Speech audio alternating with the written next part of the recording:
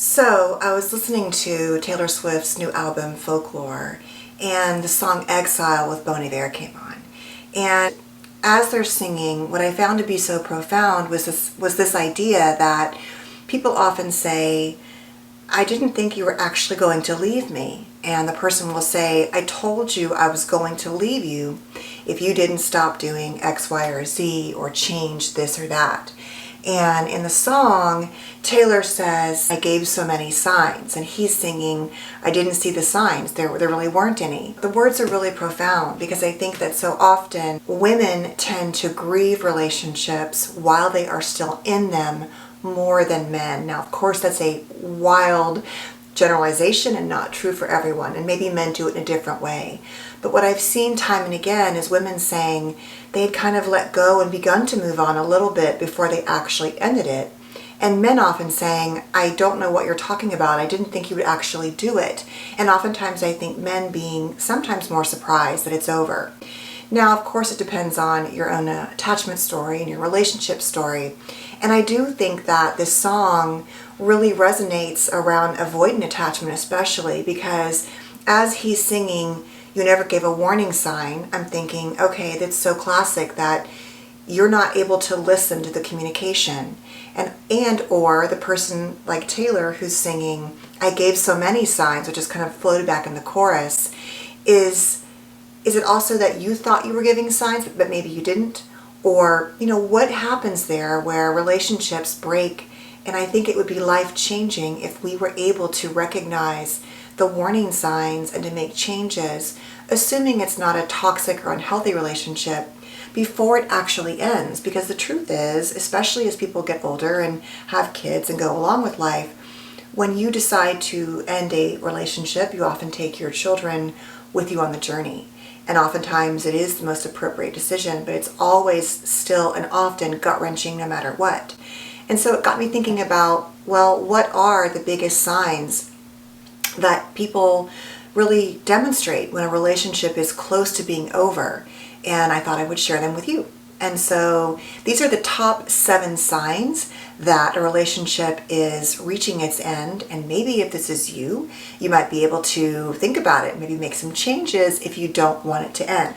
But before I do, I am Dr. Kim Sage. I'm a clinical psychologist, and I hope you will subscribe and hit the bell, and that way you'll get notified when I post new videos. Okay, so what are the top 7 signs? Now, the first 4 signs are really communication signs, specifically, and they come from John Gottman's incredible work on marriage and predicting divorce. And there are 4 main signs. You probably, if you're, psych savvy, know these. They're called the 4 horsemen of the apocalypse. And they really do, in a cluster, begin to predict divorce, although one of them is the greatest predictor of divorce. So the first one is stonewalling. And stonewalling is really this idea of putting up bricks and layers between you and your partner. It is things you do like disengaging from conversations, shutting down, minimizing, acting like you're busy, finding ways to basically not engage and ignore the problem or the partner right in front of you. Now, if you do this, it's a very good chance that you do this because you get flooded when your partner is upset. And there's also a good chance that you came from a childhood where either one of 2 things happened. 1, anger was dangerous and unsafe, and so to you, all conflict equals danger. Or you had a childhood where there was really no discussion at all of conflict resolution. And so either way, you didn't get it modeled and you don't know how to do it. And so you get sort of psychologically flooded and overwhelmed, or you're being flooded because in your mind, there's no such thing as conflict resolution. It's all anger and danger. And the reason why this is so catastrophic to relationships is that it truly builds a wall. And then over time, I have to make up my own story. If you watch Brene Brown, you know how much I love this idea too, probably as much as you do, of the story in my head I'm making up, which is we have to fill in data. Our brains need a story. We need information. And we will create all kinds of stories to just get one. And sometimes they're accurate, but oftentimes they're nowhere near accurate.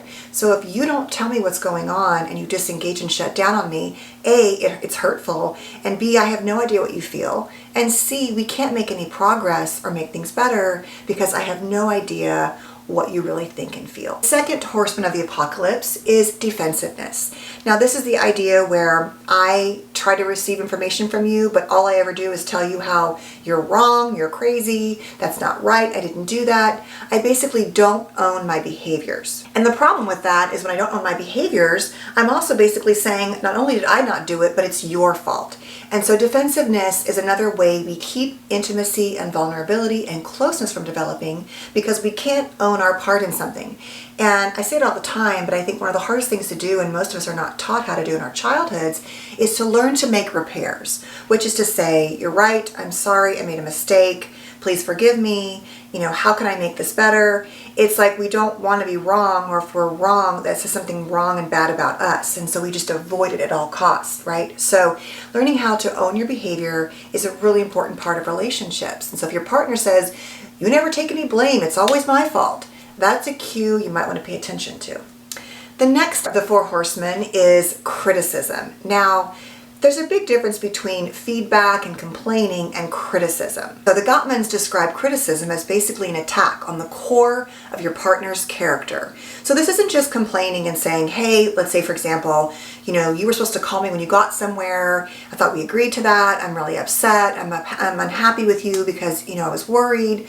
That is sort of complaining and sort of giving, your sort of critical feedback about your disappointment. As opposed to saying something like, you're such an asshole, you're so selfish, you never call me when you go places, how do you think I feel, what is wrong with you, there's something wrong with you, things like that. So criticism can be full-on direct sort of accusations and attacking, but it can also be low-key, just constant, always pointing out what you didn't do right, what you could do better. And we all need to be able to receive feedback. And frankly, I think it's hard. I get it. When we're sensitive, it's even harder.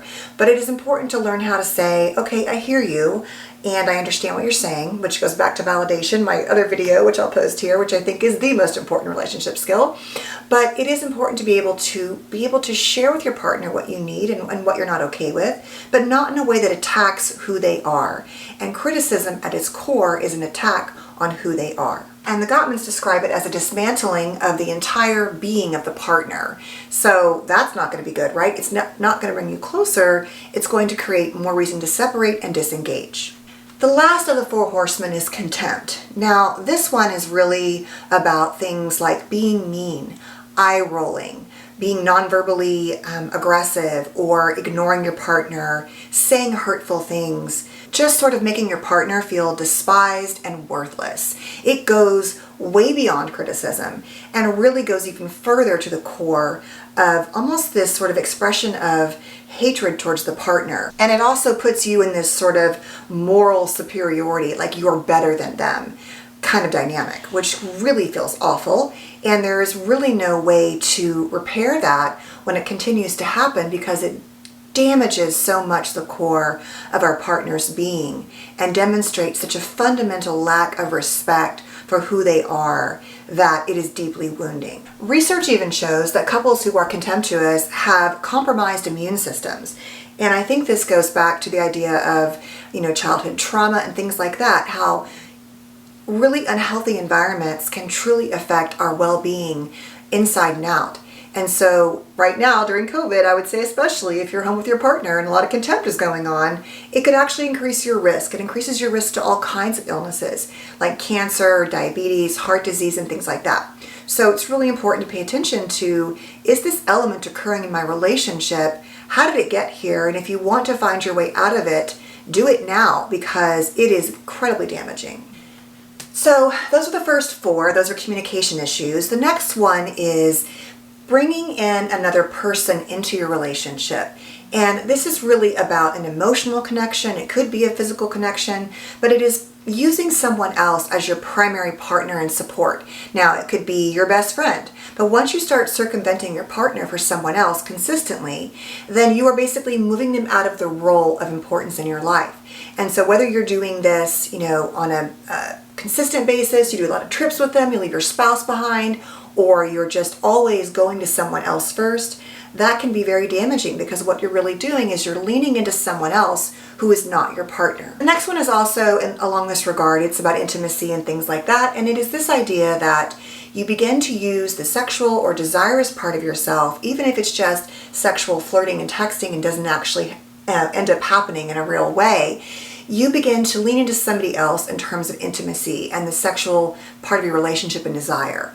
Now, here's the thing. Many couples go through periods of life where you've had a baby, you've had an illness, a transition, and in long relationships, there's going to be dryness and periods of just deserted, land in terms of intimacy. But I'm not talking about that. I'm talking about either year in and year out, or just a really denial of your partner's needs, not really asking them what they want intimately, or just assuming what that is. Many couples do not talk about intimacy, and it blows my mind that we are not taught how to do that, and it is obviously hard to do it.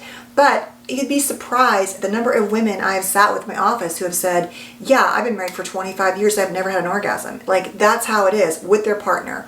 Or there's no effort to sort of woo me, it's just the act. And or there's a pursuit of the act with someone else. And so if you are engaging in the desirous part of yourself, either physically, emotionally, or spiritually with someone else, or you've just been on your own abandoned island for so long that you've had to turn off those needs, but you still have them, you've got a problem. The other thing is that couples will say, well, we're both fine with not being intimate, we're good. But the truth is, usually at least one of you is not so good. One of you has resigned yourself to it. You're sleeping in different bedrooms, you have all these good reasons, the kids were this, the kids were that, snoring, I get all that. And so this doesn't mean you have to have the perfect dynamic of sleeping together. But the bottom line of this issue is that you truly have distanced yourself from meeting each other's needs, and you probably don't talk about it. And the truth is, the other person who you think is fine with it, even if you are, trust me, they're probably not. And so looking at your desire and intimacy is a huge part of assessing the health of your relationship on a road with potential for it to end. The last one is this idea, number 7, of the biggest reasons why I think couples can be paying attention to in terms of how their relationships may be ending, is emotional neglect. Now, this is about, it isn't actually about what you do, it's about what you don't do. It's about, not paying attention to things that matter to your partner, not offering to be supportive and loving and caring.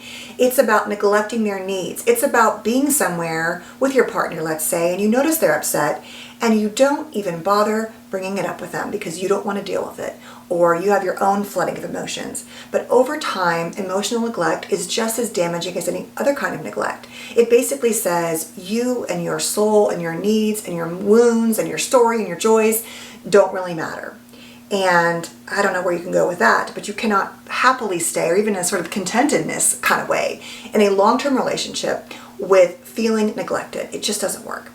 So those are my top 7 signs that I believe that if you are in a relationship now and you're listening to Taylor's new album, which I highly recommend, Folklore, and I was just talking about the song Exile, I'm going to post the lyrics a little bit on my screen, but I hope you will let them resonate with you. I think music has a way that it speaks to us just like any other form of art. I also love to use art in terms of film and things like that, so I'll be bringing those in soon. But I hope you found this helpful. I hope if you are listening to any song, any music, and it brings up feelings of longing in your relationship in places where there have been wounds and lack of repair or longings, that you will start today and find ways to get a therapist, get books, get podcasts, like I always say. Do whatever you can, because it will not fix itself on its own. And there's nothing, really more devastating than losing someone you could have loved and had a great life with, but neither one of you or one of you weren't willing to make change or do the work. All right, guys, thanks so much for watching. Hope you'll stay safe and have a good day, and I'll see you soon. Don't forget to subscribe and hit the bell.